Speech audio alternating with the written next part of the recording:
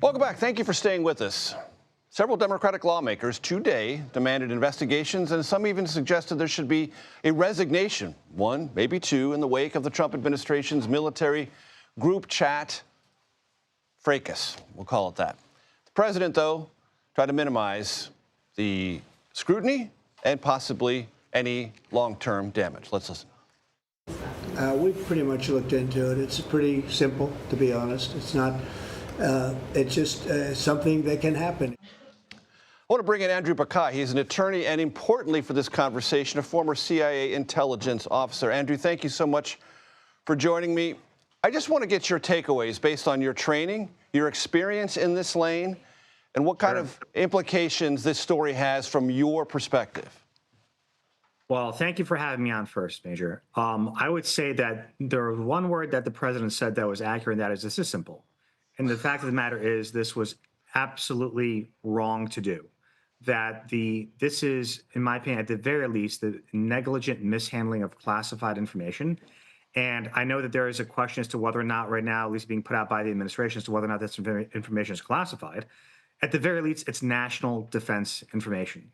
So the fact of the matter is that there are statutes in place. In fact, the espionage does call out when somebody negligently mishandles national defense information. This would certainly fall into that category. And therefore, it might be illegal. Absolutely. And the thing is, there are a number of things that can happen during the course of a situation like this, if this were a typical federal employee, government contractor, intelligence officer, and that is they'll be immediately placed on administrative leave. Their security clearance would be suspended. There would be an administrative investigation, a criminal investigation. They would likely lose their security clearance, and absolutely, there could be a prosecution. So the fact of the matter is, yes, this would be taken extraordinarily seriously. I do know that a lot of individuals, I myself use Signal, and for personal usage, it could be deemed to be quite secure, but it's not something that you transmit classified or national defense information over. Not only that, it's not only that it was that they were using an unauthorized means of communicating, it's that classified systems are designed to even prevent somebody from being accidentally included into a chat like the reporter was, right? Into a conversation he was not supposed to be a part of. So there are reasons why classified systems are being used. And by the way, what's also important to note is that these are all senior government officials, cabinet level officials. They have access at all times, particularly when they travel, to be able to use the high side or classified communication systems with one another. There's absolutely no need to use personal devices or an off-the-shelf commercial product to communicate with one another, especially when it comes to national defense information. And to that point, Andrew, one of the things I found most astonishing about this story was that nobody in this chat room, based on what we have seen so far, said those basic things like, what are we doing here? We shouldn't even be here.